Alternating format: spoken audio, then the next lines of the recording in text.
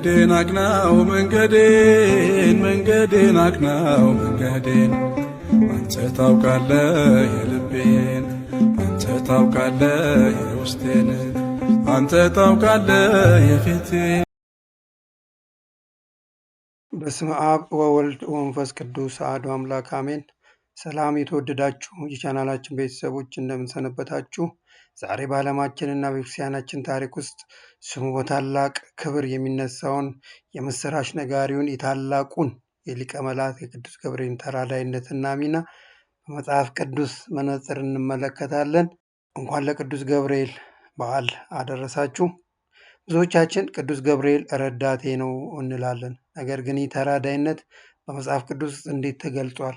እርሱ በእግዚአብሔር ፊት ያለው ቦታስ ምንድን ነው? ዛሬ በዚህ ቪዲዮ አብረን እንቃኘዋለን። አብራችሁ እንድትቆዩ በአክብሮት እንጋብዛለን። እንግዲህ በመጀመሪያ ከስሙ ትርጓሜ እንጀምር። ገብርኤል የሚለው ቃል በዕብራይስጥ ቋንቋ ሲፈታ ገብር ማለት ኃያል፣ ኤል ማለት ደግሞ አምላክ ማለት ነው። በአጠቃላይ ስሙ የአምላክ ኃይል ወይም አምላከ ኃያል ነው የሚል ትርጓሜ ያሳየናል፣ ይሰጠናል። ቅዱስ ገብርኤል እግዚአብሔር ለሰው ልጆች የሚያደርገውን ድንቅ ተአምርና የምስራች የሚያበስር ከሰባቱ ሊቃነ መላእክት አንዱ የሆነ ታላቅ መልአክ ነው። እርሱ በእግዚአብሔር ፊት ሁልጊዜ የሚቆም የሰው ልጆችን ልመና ለፈጣሪ የሚያደርስ ነው። በመጽሐፍ ቅዱስ ውስጥ ብዙ ጊዜ በተለያየ መልኩ የቅዱስ ገብርኤል ተገልጿል። በተለያየ የታሪክ ምዕራፎች ውስጥ መጽሐፍ ቅዱስ ያስተዋውቀናል። በዘመነ ዳንኤል ነቢዩ ዳንኤል ራእይን ሲያይና ትርጓሜው ሲቸግረው እግዚአብሔር የላከው ቅዱስ ገብርኤልን ነበር። በትንቢተ ዳንኤል ምዕራፍ 8 ቁጥር 16 ላይ እንደምንመለከተው ይህ ማለት ይህ መላእክት ለቅዱሳን ጥበብ የሚሰጥ እንደሚያጸና የሚያሳይ ነው። ሚስጥር እንደሚገልጽ የሚያሳይ ነው። ለካህኑ ዘካርያስም ልጁን መጥምቀ መለኮትን እንደሚወልድ እኔ በእግዚአብሔር ፊት የምቆም ገብርኤል ነኝ በማለት ማንነቱን ገልጾ አብስሮታል። ለእናታችን ለቅድስት ድንግል ማርያምም በሰው ልጆች ታሪክ ውስጥ ትልቁ የሆነውን የምስራች ጌታን እንደሚትወልደው የነገራት ቅዱስ ገብርኤል ነው።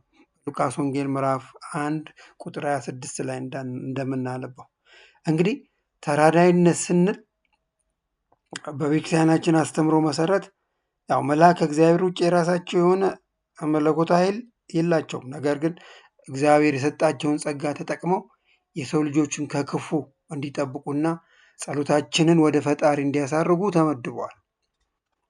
በዕብራውያን ምዕራፍ 1 ቁጥር 14 ላይ እንዲህ እናነባለን። ሁሉ ድህነትን ይወርሱ ዘንድ ለሚረዷቸው የሚላኩ አገልጋዮች መናፍስት አይደሉምን ተብሎ ተጽፏል። አዎ ቅዱስ ገብርኤል የሰማይ አገልጋይ ነው። ነገር ግን በእግዚአብሔር ፍቃድ ለእኛ የሚላክ ረዳታችን ነው። በቸነፈር፣ በጦርነት፣ በመከራ ጊዜ እግዚአብሔርን እየለመነ የሚጠብቀን ታላቅ አዳኝ መልአክ ነው። የቅዱስ ገብርኤል ተራዳኢነት ከክፉ እንዲጠብቀንና መንፈሳዊ ጥንካሬ እንዲሰጠን በጸሎታችን ልንለምነው፣ ልናስታውሰው፣ አማልደን ልንለው ያስፈልጋል። መላእክት በእግዚአብሔር ዙፋን ፊት የሚቆሙ የፈጣሪን ታላቅነትና ክብር ያለማቋረጥ የሚያውጁ ናቸው። ከዛ ውስጥ አንዱ ቅዱስ ገብርኤል ነው። ከፍጥረታት ሁሉ በላይ በሰማያዊ ስርዓት የሚኖሩ መንፈሳውያን ፍጡራን ናቸው። የእነርሱ ሁሉና የአምላካችንን የፈጣሪያችንን ጥበብና ኃይል የሚያሳይ ነው። ማናቸውም የሰማያውያን መንግስት ሚስጥር ወደ ምድር በማምጣት በምድር ያሉትን አማኞች በእግዚአብሔር ፍቃድ በመጠበቅና በመንከባከብ ላይ የተመሰረተ ነው የመላእክት አገልግሎት። የመላእክት አገልግሎትና ተራዳኢነት በመጽሐፍ ቅዱስ ብዙ ቦታ እናገኘዋለን። መላእክት በእግዚአብሔር ፊት የሚቆሙ ፍቃዱን የሚፈጽሙ ፍጡራን ናቸው። ሚናቸው ከሰማይ ክብርነት አልፎ ለሰው ልጆች ደህንነትና ጥበቃ የማድረግ አገልግሎት ይሰጣሉ። የእግዚአብሔርን ሕዝብ ይጠብቃሉ።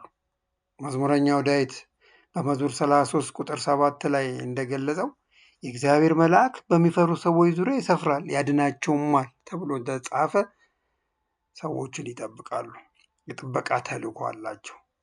መላእክት አማኞችን ከክፉ ነገር ለመጠበቅና በመንፈሳዊ ጉዟቸው ላይ አጋዥ ለመሆን ይመደባሉ። ይህ ጥበቃ የሚታይ ብቻ ሳይሆን በዓይን የማይታይ ኃይል ያለው አገልግሎት ነው። የማያቋርጥ አገልግሎት የሚሰጡ ናቸው። የክርስቶስን ቤተ ክርስቲያንና እያንዳንዱን አማኝ ሕይወት በመጠበቅ ረገድ ትልቅ ሚና አላቸው። አንድ ሰው ሁለት ጠባቂ መልአክ አለው። በትንቢተ ዳንኤል ምዕራፍ 4 ቁጥር 11 ላይ እንደምናነበው፣ በማቴዎስ ወንጌል ምዕራፍ 18 ቁጥር 10 ላይ እንደምናነበው ሰው ልጅ ብቻ አይደለም የሚጠበቀው፣ ከዋክብትም በሶስት መላእክቶች ይጠበቋሉ። እያንዳንዱ ስነ ፍጥረት አንዳንድ ጠባቂ መልአክ ተመድቦለታል። ሌላው ከችግርና ከመከራ ማዳን ነው ያላቸው አገልግሎት። ለምሳሌ የሶስቱ ሕፃናት ወደ እቶነ እሳት በተጣሉ ጊዜ የእግዚአብሔር መልአክ ቅዱስ ገብርኤል ደርሶ ነው ያዳናቸው። በትንቢተ ዳንኤል ምዕራፍ 3 ላይ እንደምናነበው፣ እንዲሁም እስራኤላውያን ከግብፅ ሲወጡ በግብፅ ሰራዊት ፊት የቆሙ ዘጸአት 14 ላይ እንደምናነበው እግዚአብሔር በቸገረን ጊዜ የሚረዳን መላእክቱን በመላክ መሆኑን ማስታወስ ይገባናል ማለት ነው። ይህን ባሰብን ቁጥር በእምነታችን እንድንጸና ያደርገናል። መላእክት ማጽናናትና ማበረታታት አገልግሎት ይሰጣሉ። የድካማችን ቀን ጓደኞች ናቸው፣ ያጽናኑናል። ተስፋ በቆረጠን ጊዜ ይደርሱልናል። የእግዚአብሔር መልአክ ያበረታቱናል። እንደ ኤልያስ ያሉ ነቢያት በደከሙ ጊዜ መላእክት ምግብና መጠጥ በማምጣት ነው ጥንካሬ እንዲሰጡ ያደረገው። በአዲስ ኪዳንም ጌታችን በጌተሰማኔ ሲጸልይ ከሰማይ የመጣው መልአክ እንዲያበረታታው ነው ተብሎ ተጽፏል። ይህ ለእኛ አብነትና አርያ ለማድረግ ነው እንጂ ጌታ የሚያጽናናው ፈልጎ አይደለም። ጥበብና ማስተዋልንም ይሰጡናል። የመላእክት አገልግሎት መንፈሳዊ ማስተዋልን የመስጠት ሚና ያጠቃልላል። ይህንን ስራ የጥበብን የመስጠት ስራ በቀደም እንዳየነው ለነቢዩ ዳንኤል ራእዮቹን ይተረጉሙለት ነበረ፣ ሚስጥሩን ይገልጽለት ነበረ።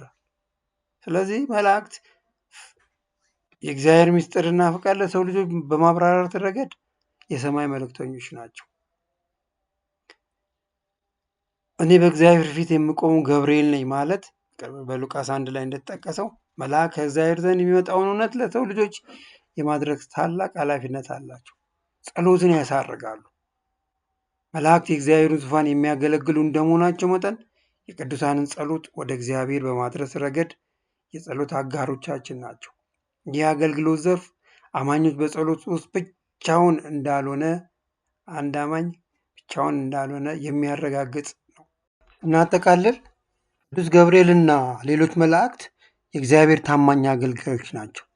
እኛ አማኞች ለእነርሱ ያለንን ክብር ፈጣሪ ለሰው ልጆች የሰጠውን የፍቅር ድልድይ ማክበር ነው። እነሱን ስናከብር እግዚአብሔርን እያከበር ነው። እነርሱን መጥራትና ተረዳይነታቸውን መለመን ከእግዚአብሔር የራቅንበትና ያለብንን ክፍተት ለማጥበብና በእግዚአብሔር ዙፋን ፊት የሚቆሙ አገልጋዮችን የጸሎታችን ተባባሪ እንዲሆኑ ማድረግ ነው። ቅዱስ ገብርኤል የእግዚአብሔር የፍቅር መልእክተኛ ነው። እርሱ በእግዚአብሔር ፊት ይቆማል። እኛ በምድር ላይ በምንኖርበት ጊዜ የእርሱን አማላጅነትና ጥበቃ በመሻት በጸሎታችን እንዲረዳን በመጠየቅ ጸሎታችን ወደ እግዚአብሔር ማሳረግ እንችላለን። የቅዱስ ገብርኤል ተራዳይነትና ከክፉ እንዲጠብቀን መንፈሳዊ ጥንካሬ እንዲሰጠን በጸሎታችን እንጠይቀው። አማልደን እንበለው፣ ያማልደናል። ፈጥኖ ደራሽ ነው ቅዱስ ገብርኤል። ቅዱስ ገብርኤል ረድኤት በረከት በሁላችን ላይ ይሁን። ይህ ቪዲዮ ከጠቀማችሁ ለሌሎች እንዲደርስ ሼር አድርጉት፣ ላይክ አድርጉት። ስለ ቅዱስ ገብርኤል ያላችሁን ሀሳብ ወይም ያገኛችሁትን በረከት በኮሜንት ላይ አጋሩን። ተመሳሳይ ቪዲዮ እንዲደርሳችሁ የደወል ምልክቷን ይጫኑ። ቤተሰብ ያልሆናችሁ ሰብስክራይብ በማድረግ ቤተሰብ ሁኑ። እስከሚቀጥለው ቪዲዮ እስከምንገናኝ በሰላም ቆዩ። እግዚአብሔር ቸርነት፣ የእመቤታችን አማላጅነት፣ የቅዱሳን ሁሉ ተራዳይነት አይለየን። ወስብሐት ለእግዚአብሔር።